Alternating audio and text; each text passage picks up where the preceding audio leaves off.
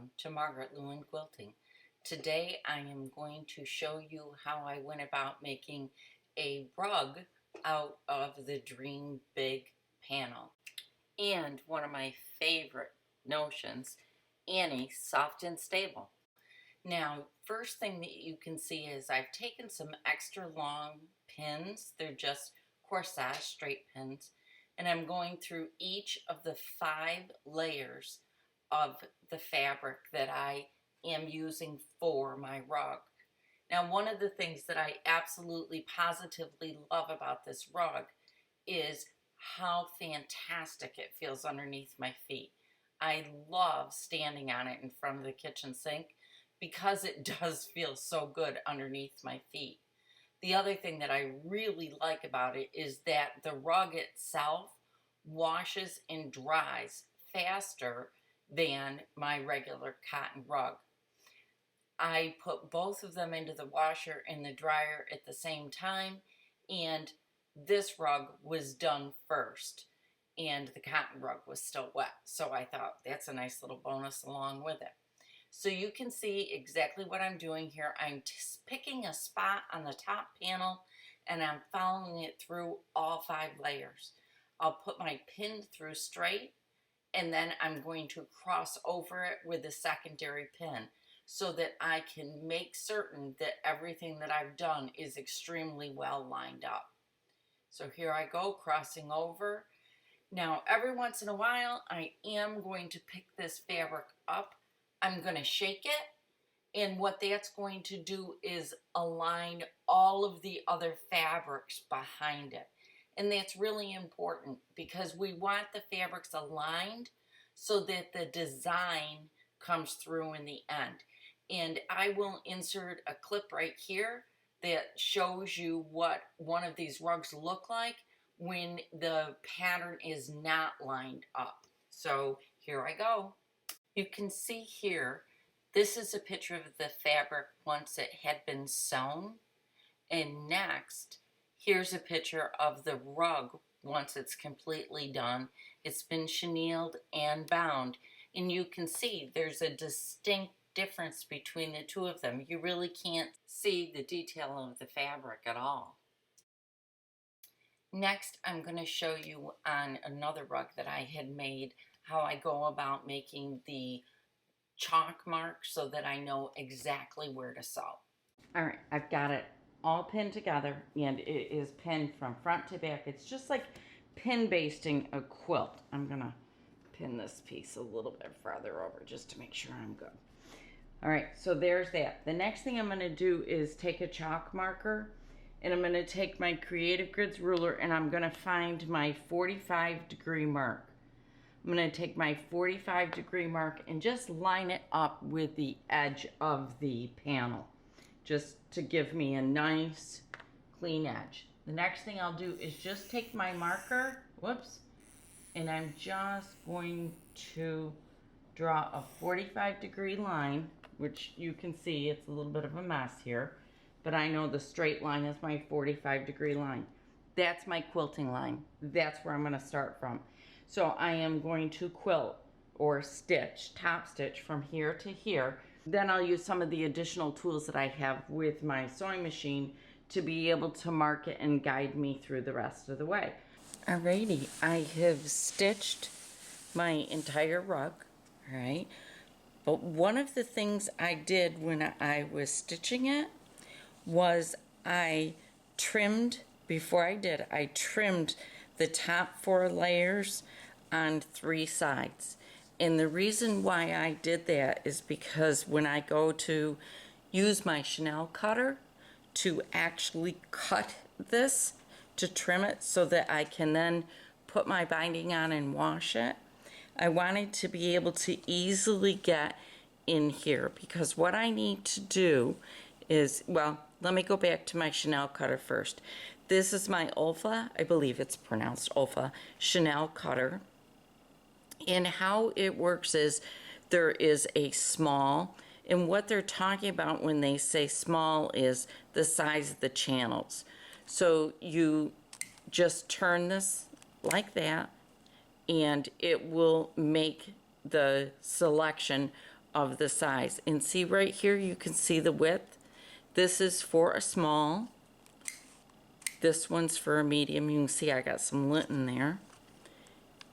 And then there's large, which is right here, and then extra large. Now, I'm going to use the extra large because my seams are approximately 1/2 of an inch apart.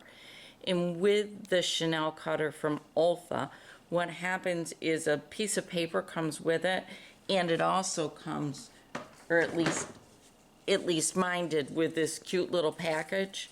And then the directions usually stay right in there, but I've got them out right now because I've been using them. So I'm going to pick the extra large, so the LL, and I'm going to take and I'm going to rest the foot of this on here where I've got that little piece of fabric left. And then I'm just going to push it through.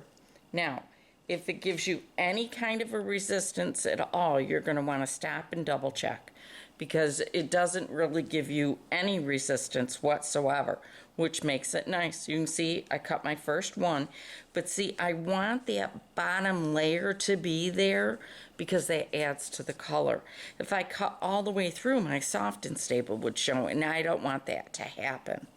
So again, I'm just taking it, holding it in my hand, then putting the foot, I'm going to turn this so you can see this. Let me see if I can get a better angle for you. I'm going to turn it. I'm going to put my foot right in there so that my back piece, or my first layer down, is there. And then I'm going to lay it flat on my table, just hold it, and run it through. And it really does not give you any kind of a resistance. It's not difficult to use. It's quite easy. I've got a basting thread here that I am going to need to take out though. There, now it's out. That's what was stopping me there, is just a basting thread. It had nothing to do with the product. All right, so here we go. I'm going to do a bunch of them, but I have to remove all these basting threads. I thought I had them out. All right, let me pull my seam ripper out. This is my ultimate seam ripper. One side of it's a seam ripper and the other side is a stiletto. And I use this thing quite a bit. I figure if I'm going to have to do a task of taking out seams, I might as well enjoy it. There's the thread. There we go. So you do have to watch your basting threads, but other than my basting threads, I'm doing fine with it. So here I go again. Here's my piece. And stick it there and just hold on to it and run it through. And I'll keep doing that and see how fast and easy it goes. And I will tell you, quite honestly, the very first one that I didn't leave this additional piece here, and it made it really tough to work with. It just, you know, I was constantly counting to make sure that I had the right number there and that I wasn't getting the backing to it and all of that. Get more basting down there. So that's what you're going to want to do. I'm going to keep doing mine, and I will take a picture of it once it's all, this part's done. Then I have to attach my binding, and then I wash it, and then I'll come back and show you what it looks like finished, because these things are really cool when they're done, and I can't wait for you to see it. But here you can see how fast it really does go. It does not take long at all to do this process. It takes more than one afternoon or half a day, but most of that is because it takes a while to do the stitching part of it. So I'm going to get mine all chenilled or chenilled, and then I will come on back and show you what it looks like. So isn't this going to be just so cool?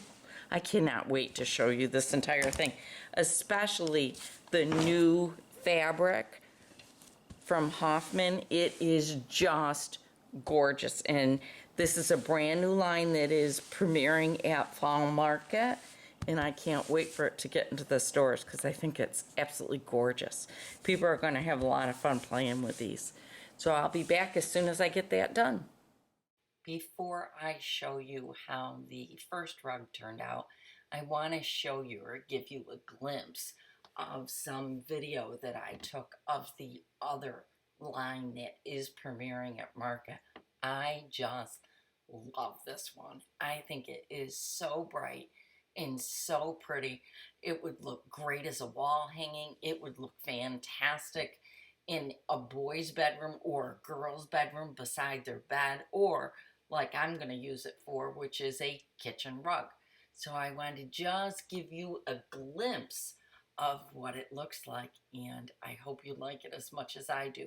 Make sure that you go into your fabric store and tell them to grab some of the latest Dream Big panels from Hoffman Fabrics. All right, I'm back, but here is my rug. It's all done, and it's just as simple as what you saw in the video. It's so easy to make. Here is the back side of it. You can see all of the channels that were done. I did top stitch the binding down, so I did do the entire thing on my sewing machine, which made it really easy. I think probably the easiest, or the tool that made it the easiest, was the Olfa's Chanel cutter. I'll bring it closer to the camera so that you can really see it. It does make a huge difference, only because it was so simple to put this through the channels, mostly because of the guides. And what I found is, if it was hesitating at all or giving me any kind of a problem, I just needed to either clear it or to put a different part of the blade out so that it was using a new part of the blade. I've made quite a few of these now at this point. So again, this cutter makes all the difference in the world. I don't think I would even begin to try making one of these without one. I truly don't. So these are available on my website. They are also available in many other places. It's a pretty standard product of Olfa's, so don't hesitate to grab one prior to getting your project started, because you're going to want to use it. Thank you so much for joining me today, and please forgive me for pronouncing it so many different ways. I believe it's actually called chenille, and I've called it Chanel, and that's not what it is. So anyhow, thank you so much for joining me today, and I'm so glad you got an opportunity to see how I go about making my cozy chenille rug. I just think it's going to be perfect in front of my kitchen sink. And here's the second one that I made. So if you're at Quilt Market or your local quilt shop, make sure that you ask them for one of these two panels. Again, thank you for joining me. If you haven't already, please do subscribe. And if you get a chance, pop on over to my Facebook group, Margaret Lewin Quiltin, and join in on all the fun. Thank you, and I'll see you again really soon.